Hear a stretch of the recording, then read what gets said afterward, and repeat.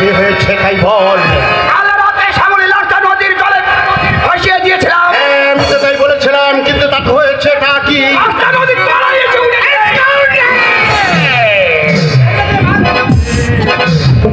চোরের বাচ্চা, আমি না তোকে লাশটা ওই মাছ নদীতে ভাসিয়ে দিতে বলেছে? আমি তাই দিয়েছিলাম স্যার। আপনি বিশ্বাস করুন, আমার কোনো দোষ নেই। তাহলে লাশটা নদীর চড়াই এলো কি করে? আমি তো তাই ভাবছি স্যার। জেলেরা ভোর রাতে মাছ ধরতে গিয়ে শ্যামলীর লাশ আবিষ্কার করেছে। আমি দেখে এলাম গ্রামের লোকজন হয়ে সেখানে চটকা বাজাচ্ছে। কোন উপায়?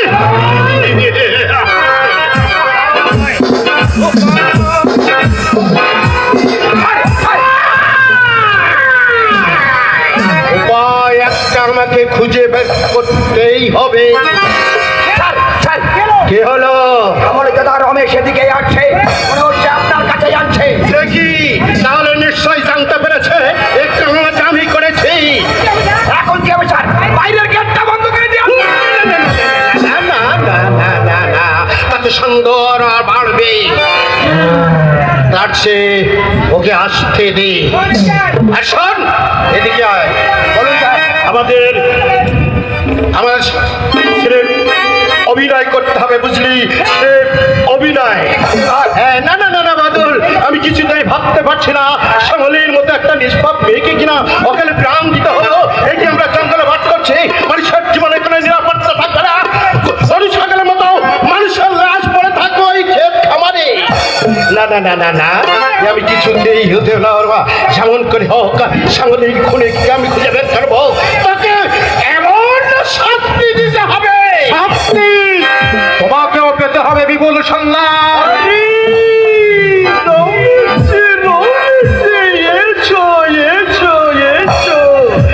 এতক্ষণ তোমার কথা এসেছিল, শুনলাম একটু আগে নাকি শ্যামলীর লাশ ওই নদীর চড়ায় ভেসে আসছে। আমি আশ্চর্য হয়ে যাচ্ছ।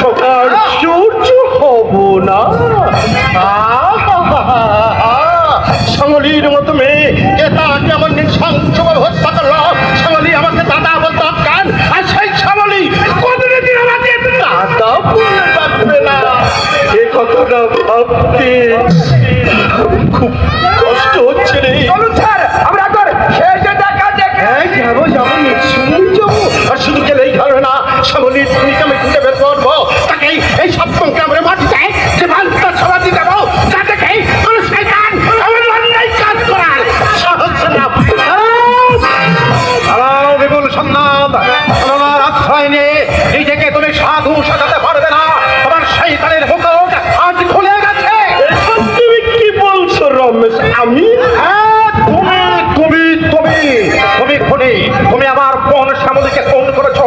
শুধু তাই নয়, তোমার ওই জৈবিক খোদা চরিতার্থ করতে গিয়ে তুমি তার উপর অকথ্য নির্যাতন করেছো। তুমি কি বলছো রমেশ? তোমার কথা তো আমি কিছুই বুঝতে পারছি। বুঝতে পারছো না তাই না শয়তান? কাল রাত্রে আমি বাড়ি ছিলাম না, আর সেই সুযোগে তুমি ঘরে ঢুকে তাকে চোর করে ধরে এনেছো। রাতের অন্ধকার হলেও ওই নয়ন খুলো কিন্তু তোমাকে চিনতে এতটুকু ভুল করেনি।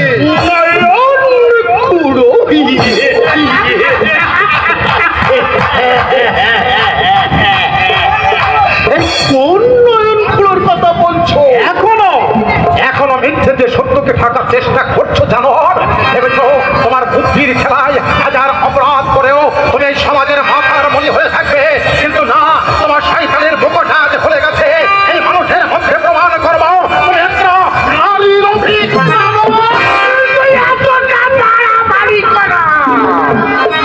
তোমার ঠিক হচ্ছে না। সত্যি তো, ঘরের মতো একটা মহৎ মানুষকে এভাবে অপমান করার কোনো মানেই হয় না। মহৎ?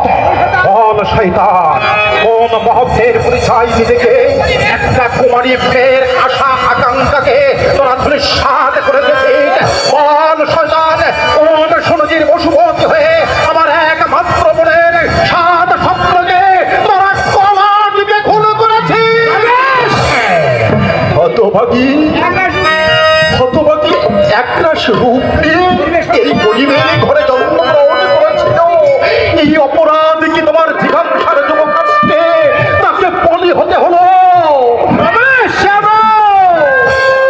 কেন তুমি তাকে বাঁচতে দিলে না?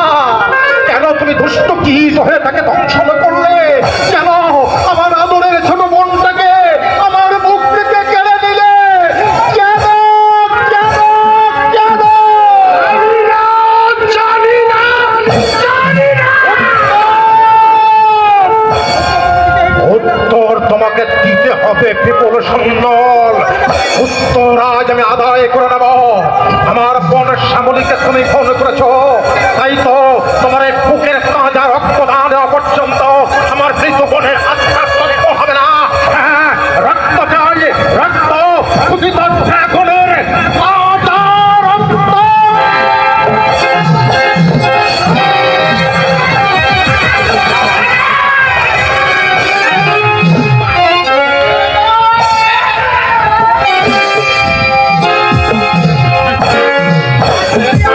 আজ আমি মরিয়া, কোনো বাধা আমি শুনবো না।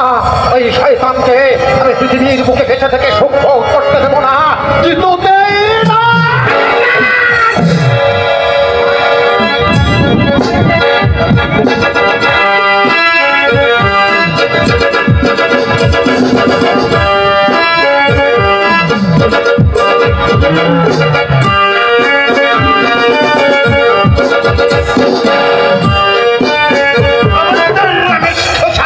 আর এক পাও এটা হচ্ছে না, তাহলে আমার হাতে পিস্তলের গুলিতে তোমার বুকটা ঝাঁঝরা করে দেবো।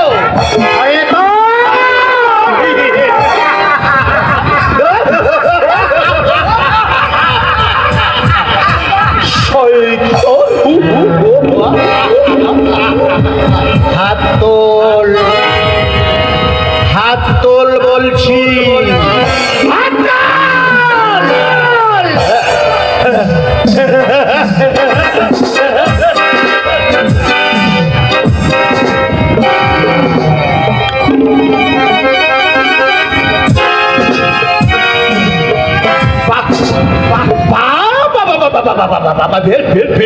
আমার গলার চিন্তা তোমার হাতে।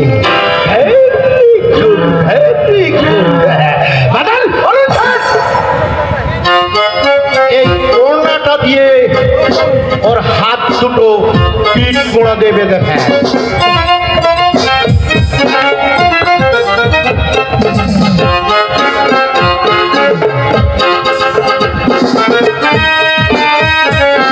আমার সোনার চেনটা ওর পকেটে ঢুকিয়ে দে।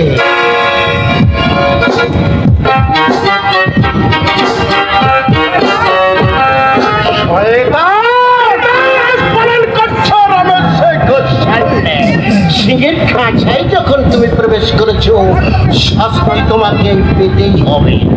যা বাদুর, ওরে বাদুর রে, ওকে থানায় নিয়ে যা। আমি বড় বাবুকে ফোন করে জানিয়ে দিচ্ছি, দুর্বৃত্ত চুরি করতে এসে বাবার সমেত ধরা পড়েছে।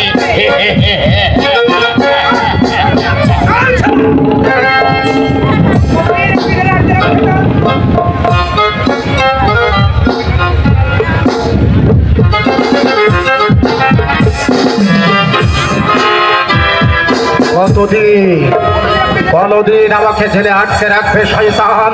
তোদের ষড়যন্ত্রের জাল ছিন্ন করে অন্ধকার দিকে আলোয় আমি একদিন ফিরে আসবো।